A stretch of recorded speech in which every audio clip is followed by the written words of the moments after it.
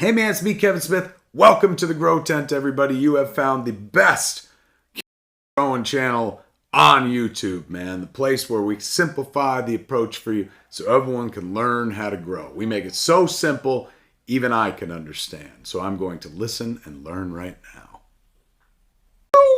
What's going on, everybody? Welcome back to the Grow Tent. We got a great episode for you today. Today, we're going to be talking about viewer questions.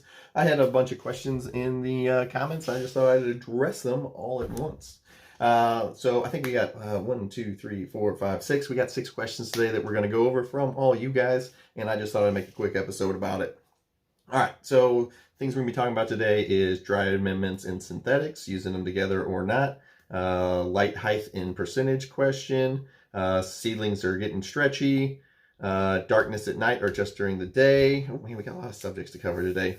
What if your equipment isn't the right size for your other equipment, and transplant shock and recovery and the myths surrounding them. All right, so that's kind of our subjects for the day. If you don't like it, I guess we'll probably have to go watch a different channel for the day. I don't know. But that's what we're going to be talking about. Hey guys, please remember to like, comment, subscribe, watch the full video. We got some really cool stuff going on the Patreon, so if you haven't checked it out, there's a link to it in the video description below. And let's get today's episode started. Question number 1. Dry amendments and synthetic newts. Do I need to add more? It says something about that. I wrote them down in sticky notes. I have the picture that I just put up for you guys, but I'm on the camera that I had that screenshot on. So what the basis of this is he says, I'm using dry amendments. I'm using them every 3 weeks. Might be a touch early to do it every 3 weeks. I guess it would kind of depend on the size of your plant. But it says, do I need to use synthetic newts and add more on top of the dry amendments that I'm putting in every 3 weeks? The answer is no. The dry amendments is food. It's slow release over that period of time. So just like whenever you transplant in pre-amended food or pre-amended soil, we don't have to feed during that time. So you can literally just water with those dry amendments. Now, let's say you have a part where you've let your plant's gotten a little bit big. Maybe it's a heavy feeder, and the plant, you start to notice a little bit of a deficiency showing up. You can actually use synthetic newts on top of your slow release dry amendments to kind of buffer until you get to your next feeding. Question number 1 down. Question number 2, right there. Question number 2.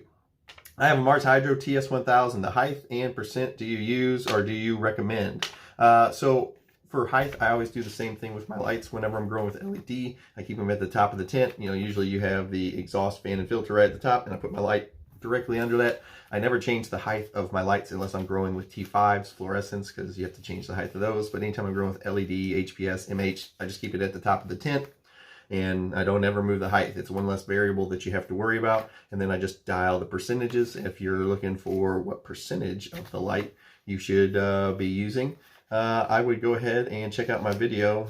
I probably won't remember to put it there, but it's called what percent or when to turn your light up for max yield. Check that out. It goes through percentages.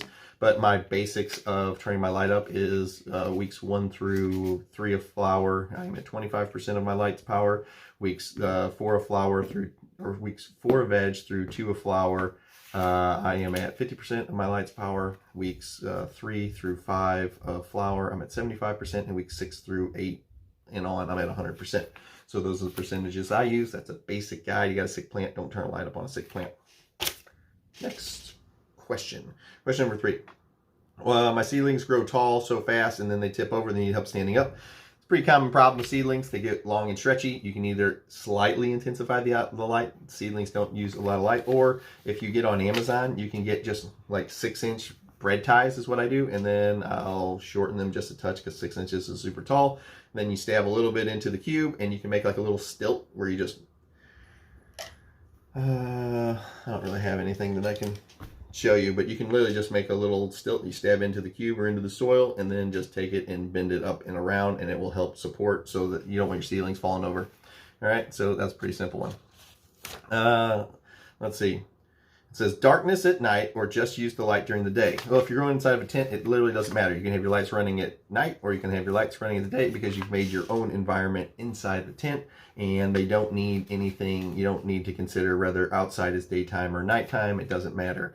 As far as lights only on in the day, I run an 18 in veg. I run an 18/6 light cycle. No matter if I'm in the wintertime or in the summertime, the lights stay on for 18/6. So just because Whatever the sun is doing outside has no bearing on what I'm doing with my lights on the inside. You know, I've had it wherever it was super hot in the summer. Whenever I was growing in an unfinished basement, I had it so that my lights came on in the middle of the night, not in the day, when I was also fighting the heat from the temperature of the day, and then I had the heat from the tent. So I had my lights come on at nighttime, and they were off all day. You just have to make sure your room is nice and dark, and the outside world, what the tent or what the sun is doing in the outside real world, has no effect on what your timer is doing with your lights whatsoever. All right. This person says, oh, bam, there you go. This person, oh wait, that's too high up. There we go, bam.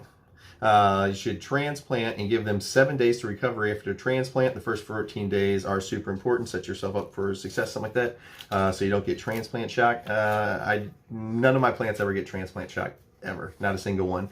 Transplant shock is something that happens to sick plants, not healthy plants. If your plants are getting transplant shock, you're dealing with a rather sick plant. I've never had a single plant get transplant shock because I have healthy plants, so I don't ever worry about stressing them so little as transplanting them in new soil isn't something that ever puts my plants into shock or makes them sad or upset. Or I know you guys have seen it. I take electric hedge trimmers and chop my plant in half, and they don't care. They just keep growing. So something as simple as a transplant, I never am going to wait 7 days to put them in the flower. The second I transplant, put the scrog net up, put them in flower all the same day, every single time. I never wait for 7 days for a recovery for a transplant. I don't even see it as a stress on the plant. I'm literally just popping it up. I'm not messing. You've seen me. I'll bottom the roots while I'm in there, and I still am not giving them a recovery time before I flip them into flower. All right, so I don't ever worry about transplant shock. What if light doesn't fill your tent? Okay, so this person is, oh wait, bam, right there. What if your light doesn't fill your tent? This person is asking if, let's say you had a 4x4 and you had a light that's made for a 2x4. You're going to pretend like you're still in a 2x4, so you only grow with half the tent. What you don't want to try and do is take that 2x4 light and put it in the, and then try to use it to grow out the whole tent. You're going to end up with a bunch of scraggly looking stuff. You couldn't really work the other way where you had too big of a light. You had 2x4 and you're trying to put a light for a 4x4. It won't really fit in that area. But just grow with whatever the equipment is rated for that light versus that tent size that you have. Just pretend that your tent size, whatever it is that's the area you're going to grow under.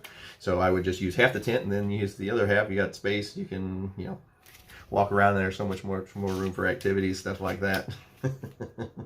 But just grow for whatever your equipment's rated for.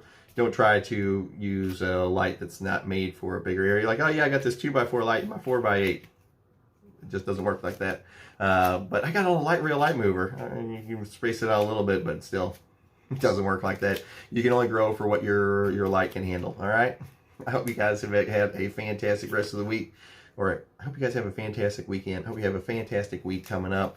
Wish nothing but the best for each and every one of you. Remember, if you guys ever have any questions, I don't know why I'm holding the post-it note thing. If you guys ever have any questions, you can send it to my email at 2thegrowtent@gmail.com. That's the number 2thegrowtent@gmail.com.